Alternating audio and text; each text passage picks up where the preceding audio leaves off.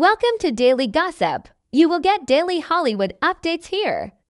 Remember to subscribe for the latest videos. Today, we peel back the curtain on one of television's most beloved sitcoms, The Golden Girls, a show that brought warmth, wit, and wisdom into millions of homes around the world, with four legendary women at the helm: Betty White, Bea Arthur, Rue McClanahan, and Estelle Getty. They were bold, brash, and beloved. But while the laughs flowed freely on screen, a very different story was unfolding behind the scenes. And now, decades later, an explosive revelation has finally confirmed what fans have long suspected: the sisterhood on screen was not always shared often. In a recent 40th anniversary panel interview, Golden Girls co-producer Marsha Posner Williams dropped a bombshell that stunned longtime fans and reignited the conversation about one of the most infamous rumored feuds in sitcom history. According to Williams, Bea Arthur, the sharp-tongued actress behind Dorothy's Bornick, frequently referred to her co-star Betty White using the C word. Yes, you heard that right. The woman who delivered iconic zingers with legendary timing was reportedly calling America's sweetheart something utterly shocking when the cameras stopped rolling. Let that sink in.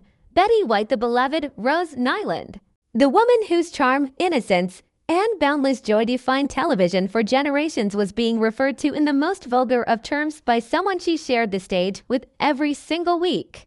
And what's even more astonishing, she never said a word about it. So what led to this tension?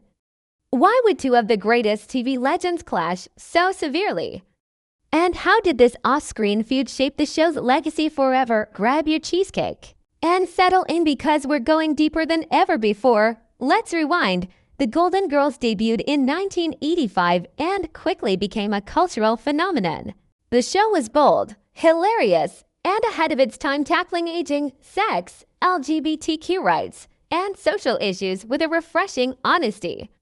At the heart of it all were four older women living together in Miami, showing that life didn't end at 50, it just got more fabulous. Betty White's Rose was the sweet and often clueless optimist.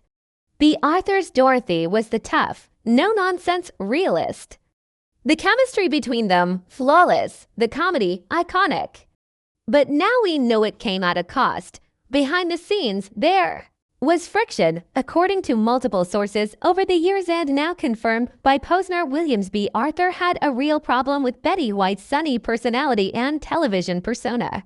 It wasn't about lines or jealousy in the traditional sense.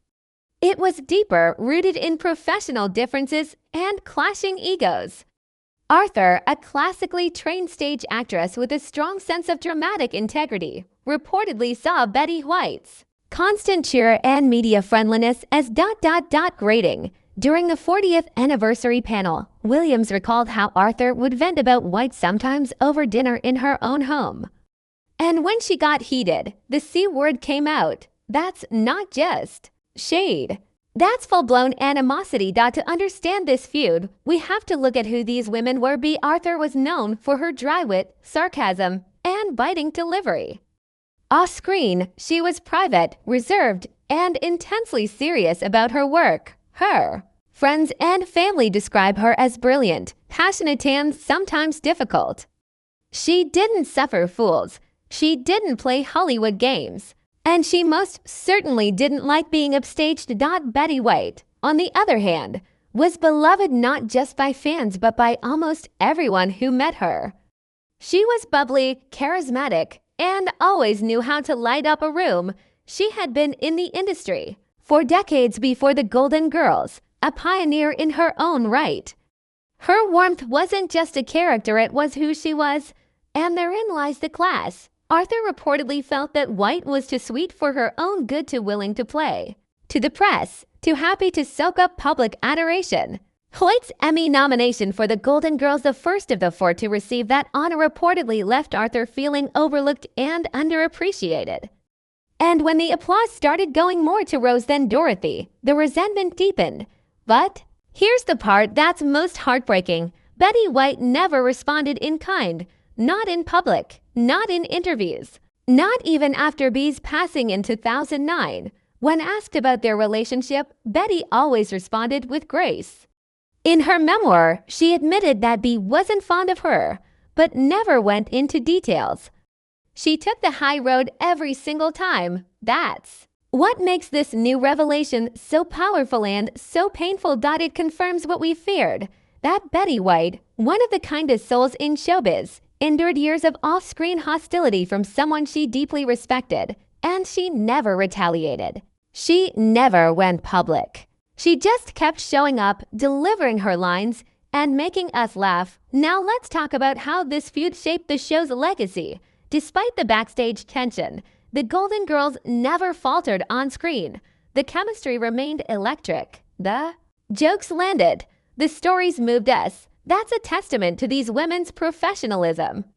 They may have had personal conflicts, but they never let it impact the work.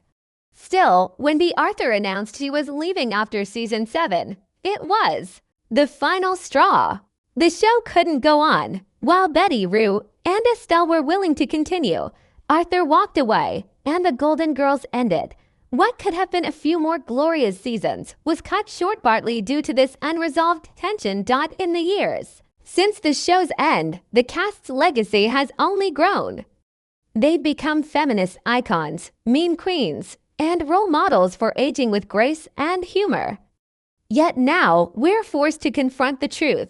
There were real, human fractures beneath the glossy exterior. Why does this matter? Because we often idolize celebrities and forget their flaws. We love the characters they play and assume the people behind them are just as lovable.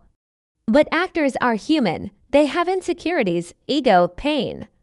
And sometimes those things lead to ugly words and even uglier silences. This revelation also raises questions about how women in the entertainment industry are pitted against each other, especially when they're older.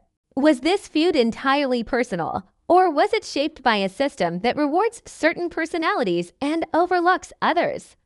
Did the industry play favorites? Was Bea's resentment the result of deep-seated frustrations with how she was perceived compared to her co-stars? We may never know, but what we do know is this: Betty White's response to it all is the epitome of grace. She endured criticism, backhanded comments, and outright hostility, and she responded with kindness. That's not weakness, that's strength. And Bea Arthur, she left behind a complicated legacy.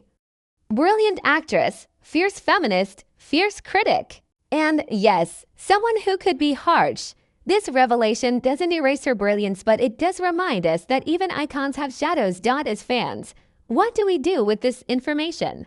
We reflect, we acknowledge, and we remember that behind every sitcom, behind every line of laughter, there are real people with real struggles. Sometimes those struggles bleed into the art, but sometimes, like with the Golden Girls, the art transcends the struggle. Betty White passed away on December 31st, 2021, just weeks shy of her 100th birthday. Bea Arthur died in 2009, Rue McClanahan in 2010, Estelle Getty in 2008. They're all gone now. But their work remains. Their laughter lingers. Their impact lives on. This revelation may change how we see the show, but it also deepens our appreciation. Because now we know it wasn't always easy. But they showed up, they delivered. They gave us something timeless, and that, in the end, is what matters most. From all of us here at Daily Gossip, thank you for watching. Don't forget to like, subscribe, and comment below. What are your thoughts on this shocking revelation? Does it change how you view the Golden Girls? Or does it make their performances all the more powerful?